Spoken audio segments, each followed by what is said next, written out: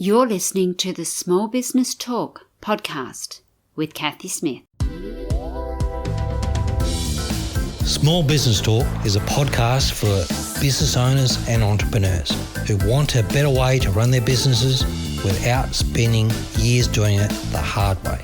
Small Business Talk is hosted by Cathy Smith, who has run the same marketing agency for more than 17 years and helped hundreds of business owners achieve their marketing goals. Welcome to Small Business Talk, episode 214. Today we have Anton Harrison Kern, who's going to be our special guest today, and we're talking all things scaling small businesses. So, welcome, Anton. Thank you so much. It's a great pleasure to be here and to be guest number 214. There we go. We had a big 200th episode, which was lots of fun. We talked about future-proofing your business, and we had a whole stack of different people on it. And last week's episode was also about future-proofing your business because we just got so caught up in the topic we had to expand it a bit. So scaling is the perfect one to go after that. So well done. Excellent. Well, it's something I know a lot about. I operate at around a minimum of 11 businesses, at a maximum of about 30 businesses. I'm constantly buying them, selling them, dismantling them, looking under the hood, working with clients, consulting to them, looking for what actually works when it comes to scaling. Not what people will tell you what works so they can sell you some consulting, but what's actually going to work. I love that. How many business coaches do we hear that have never run a business, never been involved in a business, have studied businesses, but it's quite different when you're actually inside and under the hood. It really is. And actually, you know, one of the things I've discovered is that in some ways there is no magic, you know, like you've got to discover it. Each business has its own signature, its own heartbeat. The market is different. You can open one business this week and open exactly the same business 2 weeks later, and you will have to do it slightly differently. Things have moved. And so that's the thing. You have to be willing to be in the discovery if you're a business owner and you want to scale. Absolutely. And you have to be flexible, as we've seen over the last few years. What used to work doesn't.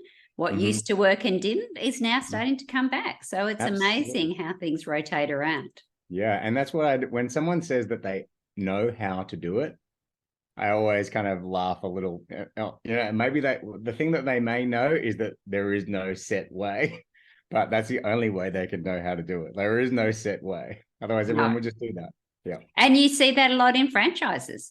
I mean, they're nailed down so tight, but they still, each franchise is different personality, different location, different people. So you can't have a direct replica anywhere. You just can't. Absolutely. So what do you think we should be thinking about if we're looking at scaling our business? Well, okay. First of all, I would say scale organically. Like I have people come to me and they literally have $1 million to start a business. And I've seen that fail. I've seen people come to me with $1,000 to start a business and I've seen them flourish. And it's not necessarily about the amount of money, but I think that money gives people a false sense of confidence in scaling. And actually what happens is people around you, they can smell that you've got money to burn and they will happily burn your money for you. So whether they be SEO people or Facebook advertising people or business consultants or just people who want to sweat really hard in your business and work for you, whoever, they're going to just sponge the money until it's all gone. And then they're going to say, thanks so much. That was great. And then everybody disbands. So the first thing I would say is scale organically. And what I mean by that is, I use a system called Profit First. Very nice. Do you like Profit First? I do like Profit First. Awesome. So with that said, and assuming that your listeners are familiar with, are your listeners all familiar with Profit First? Yes. And if they haven't, we will find it in the show notes, but we've had Amy Bett came and did a episode. I think it's about 197 thereabouts, but we'll get that for the show notes. So check that out. And just as a little side note, I'm actually going to meet Mike Michalowicz in October in the Gold Coast. So I am definitely going to be the fangirl. So if you haven't listened to the episode with Amy Bett, Profit First is a system started by Mike Michalowicz. And it was when he did go broke.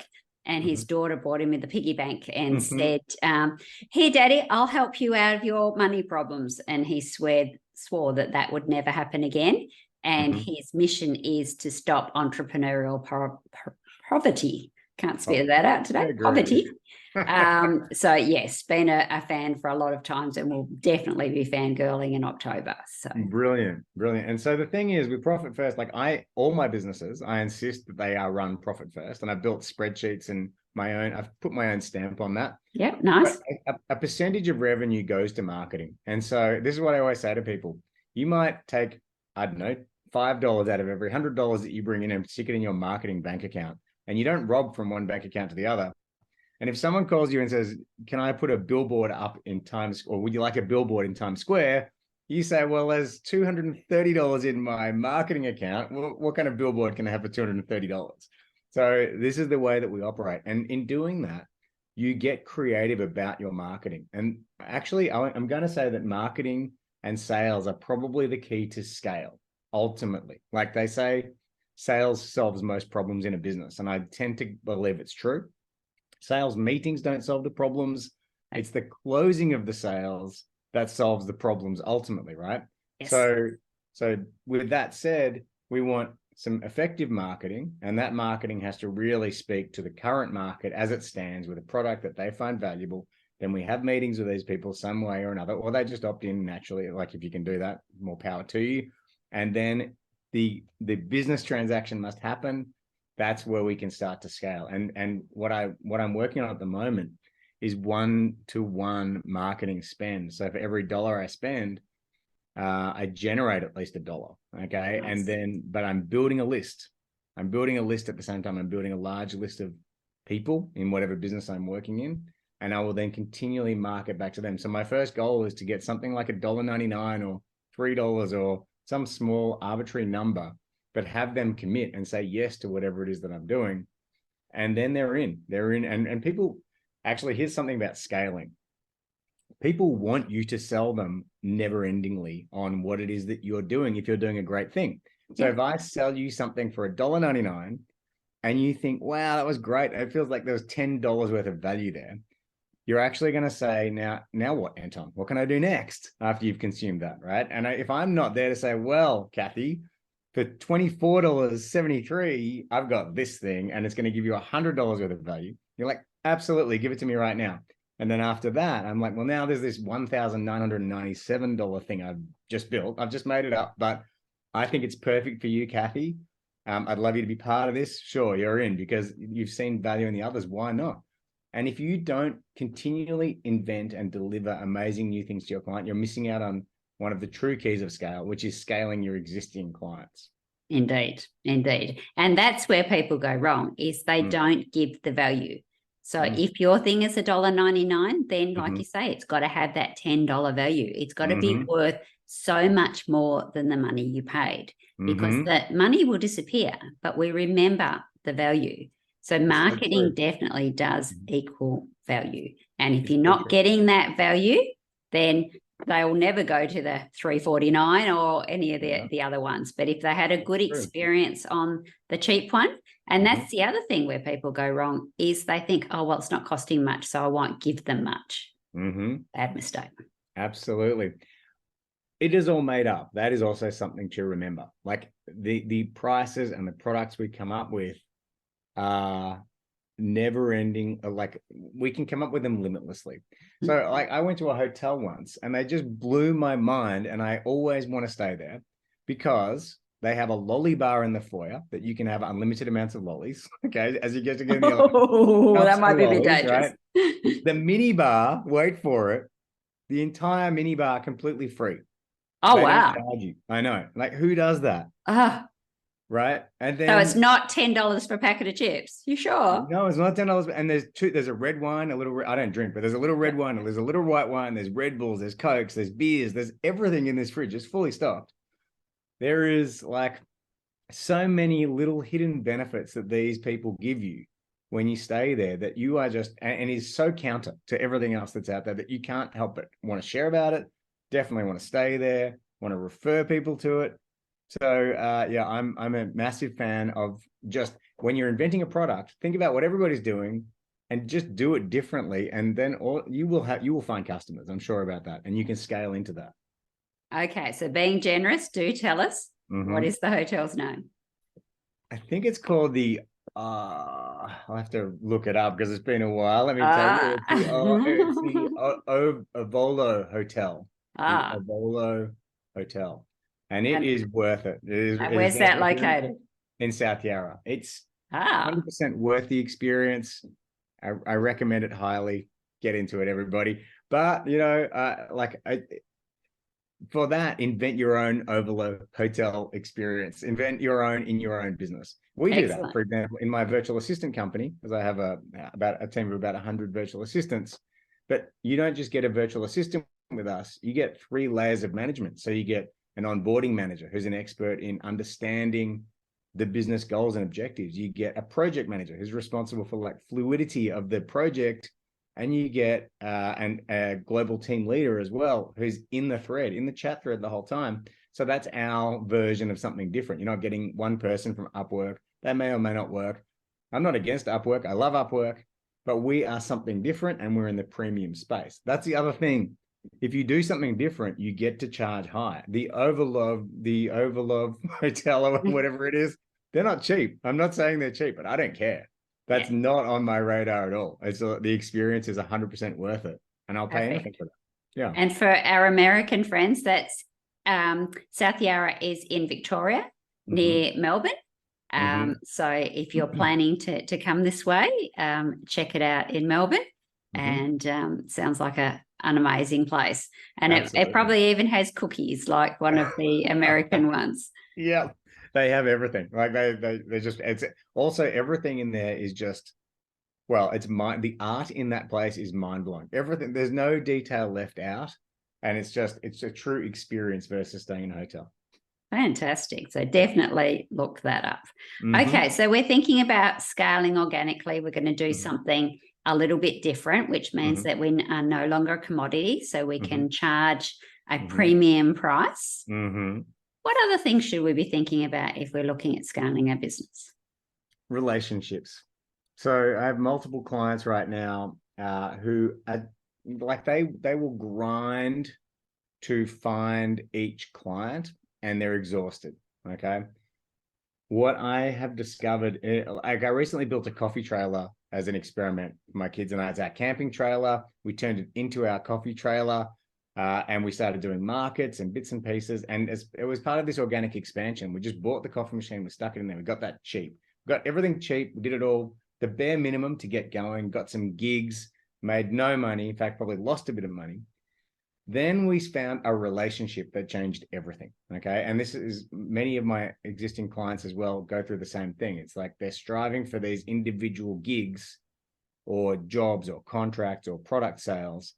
But you can find people who will refer you lots of business. And that is the type of relationship. And if you're a Mike Michalowicz fan, which I think you are, Cathy, like this is the pumpkin plan, basically. Very good. So the pumpkin plan, although for me, like in the coffee trailer, for example, we found, and I stumbled across this. This is why you've got to be, like my son, who's 18, he's quite smart. I'm proud of him. He says to me, Dad, time in the market's better than timing the market. And that is definitely true for this example, right? Like eventually we stumbled across this relationship and it is, they're called Team Kids and they do after school kid care, right? Okay. Yeah. And in order to schmooze their schools, they put on free coffee in the mornings. And we got this relationship and now we look after this relationship like it's gold and they book us many, many times each week. Okay. More than we will be able to handle in the very near future. We'll have to either build more trailers or get more people or do whatever. So organic scaling. Yeah, that is right. And that one relationship is the access. It's the key. Like I could grind at getting individual gigs forever, but this gig is the gig for us. And if we can grow into that, we can put our attention on that and really nurture it. And then we want to model that and then find more of them, in case they disappear on us or something goes wrong, etc. We need to make sure that we hedge our bets a little there. But that is what I'm discovering. And I have software development clients who are in the same boat. Like they can grind out to try and find one individual corporate client they can do software development for. Well, they can find companies who are like recruitment style companies who can feed them lots of work. And yeah, they make less money, but they don't have to have a sales force. They don't have to spread their energy too thin. They're not doing the sales and marketing, they're not doing the marketing spend, etc. Exactly. So even though they're making less money, you probably find that the profit on that amount of money would be similar, if not greater, because of those reduced costs of the other things that they don't need. And that's the thing about scale, is you are looking at a volume type scenario, right? Like ultimately, that's probably what you want. Yeah. So that probably brings me to the next piece, which is if you want to scale, be prepared to simplify, because you're going to have to find more butts to put in those seats.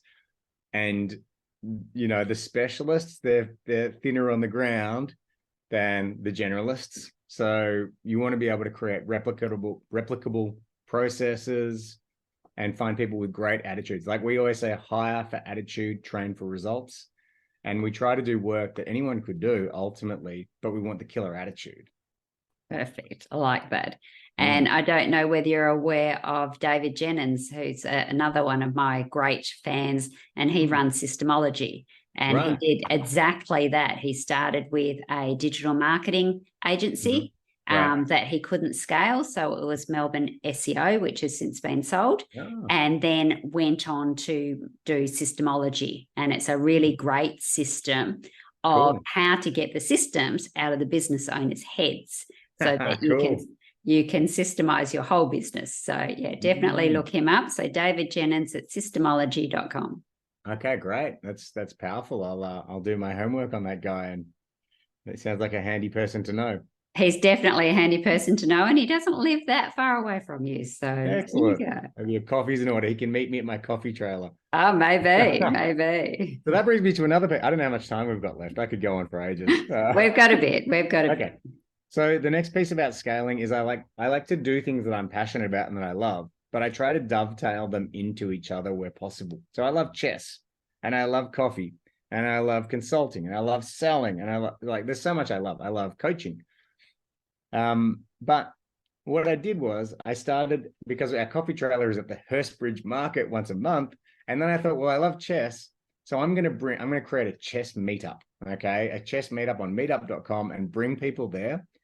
And those people will buy coffee, but at the same time, I get to network with them. At the same time, when people Google me, they're finding all of these different kind of dimensions to who I am and what I'm up to. And so it is like scale. Okay. When it comes to scale, what I found works very well is having many pathways into your product or service, because people meet me in all sorts of ways, but then end up doing business with me in the things that make me the money. Ultimately, I charge around $300 an hour for my coaching and consulting. And also we've got the VA company, which is a great passive revenue stream. And then all the other businesses are science labs for me. That's what they get. They get to be the subject of all the testing. And so, yeah, what I like is having many pathways. Like if you Google my name, you're just going to find a whole lot of things. And if something catches your fancy, or if you meet me through chess, I'm going to funnel you in to something. You know what I mean? Like nobody gets off the hook. Nobody gets away. Everybody becomes a part of what I do. Like I collect people, and they become very valuable I want to be valuable to them. Don't get me wrong. I don't want to use these people. I want to be really valuable to them. And in return, they're going to be really valuable to me. And that is the exchange that humans operate on. So scaling is, not being scared. Like people deal with people, not with businesses. The only business I can think of that I deal with without knowing who I'm dealing with is Google. But every other business, like I have a human that pops into my mind when I'm dealing with that business, and I know that I can go to that person if I need to. Absolutely. And even Google, when they originally started, the people that dealt with Google were dealing with people, same as Facebook. It started small and then grew from there. A lot of people's mistakes is they want to try and model these big companies without going through the growing pains that they've had to get there. Also, people won't do business with you if you're just a brand, if you're just a logo and you're hiding. Their spidey senses tingle. They're not up for it most of the time. And that's why people, when they have really good salespeople and they move companies, 9 times out of 10, the clients go with them because they're dealing with that person, not the specific company. Very true. And so then I would also expect with scaling that most of the things that you do to scale will fail, and that's okay. as long as you're operating using profit first or some sort of other equivalent system, and you're not stretching yourself and betting, or you're not going all in with every test, be prepared that maybe 10% of things will work, maybe less than 10% of things that you do to scale will work. But you only need a very small percentage of those things to succeed, to take your business to the next level, whatever that looks like. Yes, very true. And sometimes it's just that one-off thing, or that WD-40. There was 39 things that didn't work, and there's many other examples of how they just kept going and going and going, and then boom, Absolutely. What do they say? Overnight success, 10 years in the making. That's, yeah, absolutely. And I'm not sure about the WD-40 story in detail, but like also have everything. Like for me, like I'm an entrepreneur. I'm not attached to any one of my businesses, or me even. So sometimes I'll invent things, or come up with ideas, or not be the best person, or whatever it might be. Like just be prepared to be opportunistic about what it is that comes across your path to make amazing things happen. Yeah. And like you say, sometimes it's not about you. Sometimes it is about bringing in a manager if that's not your skill set, or bringing in a CEO, or you stepping out and doing the things that you're good at. And I think that's sometimes where we get a little bit confused, because we're great technicians. So now we're going to be business owners, and especially with coaches. They don't realize that the business of coaching is different to coaching. So you do need those sales skills. You do need those marketing skills. You do have to have an idea of your cash flow. So Profit First is a great one to know that, and make sure that you do have that little container that you've got a bit of spending money to have a play with, and it's not part of the business money, and all of those kinds of things. Absolutely. Where I'm at now, I'm deep into the implementation of a book called Buy Back Your Time by Dan Martels. And the philosophy of that book, have you read that book by any chance? I haven't. No. Okay, great. So the philosophy of that book is you don't put people on to scale the business. You put people on to buy back your own time, and then you do that on repeat. Okay. So when I wake up in the morning now, I'm pretty much doing only things that light me up all day long, which is a real privilege. Nice. But I do that by you work out a buyback rate. So what is my time worth? Let's say I make $60 an hour. So my buyback rate is 1/4 of that. There's more detail in that analysis, but so that's $15 an hour I can spend. So anything I can spend $15 on to buy back my time is very valuable, because I can get 4 times the ROI by doing something else. But then you also you do a time and energy audit. You work out what sucks the life out of you and what lights you up, and you systematically replace the things that suck the life out of you with more of the things that light you up. And then you basically audit, and you audit something that you're doing, you delegate that task to someone else, and then you repeat over and over and over again. And as you scale, the business scales, because we can actually scale limitlessly if we've got the right people working for us. And also if we're doing things that light us up. Like, it's a privilege to do what I'm doing right now. I just love it. And I want more. I'll do more. Give me more, because it's all the things that light me up. Fantastic. And that's what one of the things that David Jennings says is, if you were going to do it more than once, you need a system. So that's also buying you time back. So absolutely love that. Love it. Doing what you want, doing when you want. What's the magic thing to that, do you think? To doing what you want when you want? Indeed. The magic thing. Well, actually, I would say, like my son says, time in the market. Like, if you stick around long enough, if you survive long enough, and you learn and you build muscle in the areas of business, and if you're fascinated with education is the magic thing. There it is for me right now. Perfect. Education is the magic thing. I'm always implementing things into my business. Once I prove them, then I share them with everybody. But ultimately it's education. I spend at least 20 to 30 grand a year on courses, books, whatever I can. And that is chalk and cheese. Like, if you look at my business performance 10 years ago, 20 years ago, 30 years ago, the one thing, education, means that I can now do what I want pretty much in business. Excellent. And sometimes it's not even about the course you bought. It's just the ideas that are sparked from that. Absolutely. You can, if you do enough, it's like marketing, actually. Like if you do enough education, you can reject as much of it as you want. I tend to take it all on and implement it because I like to be coachable. But you can really, if you've got enough sales coming in, leads coming in the top, you can reject as many as you want because there's more coming in. Same with education. If you got plenty of nuggets coming in, feel free to test them and throw them away if they don't work. It's a little bit like the toothpaste tube, isn't it? When it's full, you're slathering it all over your toothpaste. No worries at all. You got that toothbrush and it's covered in it. When it's down to that last little bit and you've run out and you don't want to go to the shop or you don't want to get it the next one, you are squeezing every tiny little bit out of it. And for the audio people, I'm squeezing visually with my fingers, trying to get the last little bit out because you haven't got any more or you need to go get some more. So I think it's exactly that case where you've got lots of leads coming in and your business is really healthy. You can pick and choose the audience that you're going to talk to. When you haven't, you grab every person and not always the right people. So yeah, definitely lots of marketing, lots of leads, lots of sales, making lots of money so that we can all do great things in the world. Absolutely. And I'm a big fan of Russell Brunson's stuff on the marketing, expert secrets, traffic secrets.com secrets. I've had my executive assistant like document every step out of those 3 books, and we just roll them out into client after client or into our own businesses. And ultimately at the end of the day, getting authentic with people, taking them on a hero's journey. So one of the mistakes businesses make in the scaling process is they get to some level of success and then they're just talking about how successful they are. But people don't relate to that because there's a gap. There's too big a gap. So the hero's journey concept is you share where you once were in this journey. You were once like them. And then you had an aha moment and that changed everything.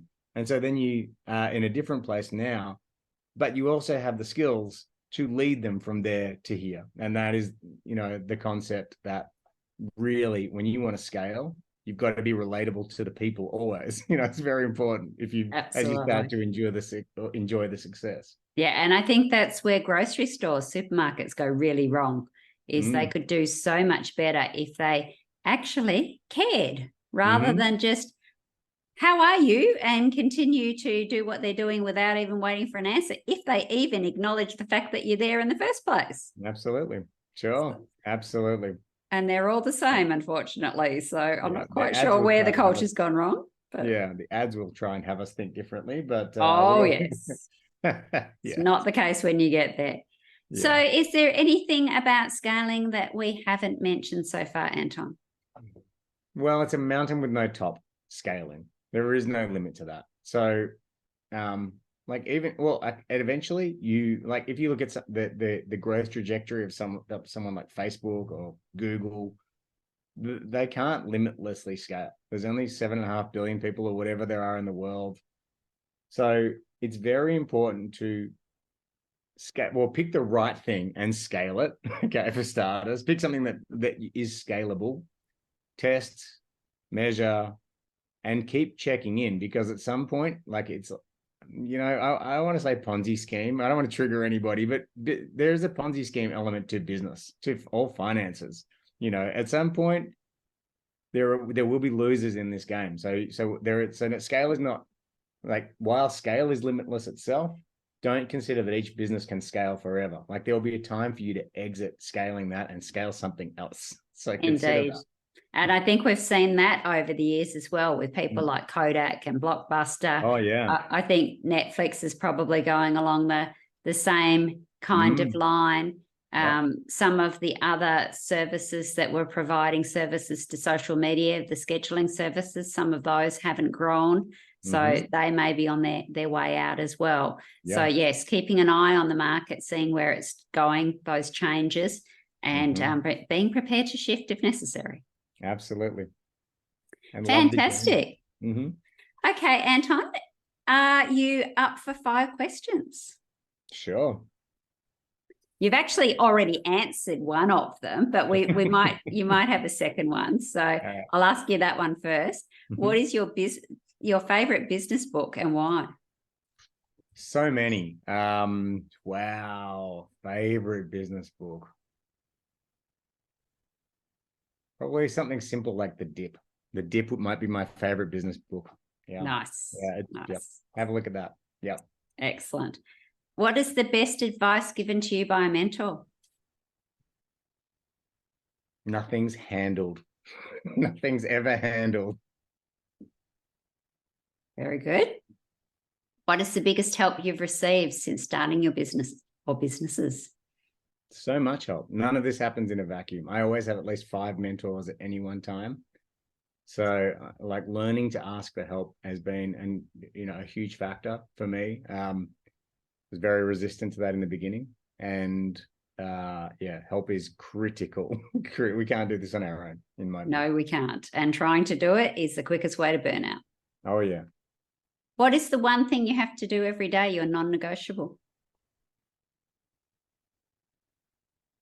Non-negotiable, jiu-jitsu, physical health. Very nice. What do you wish you had known when you started out?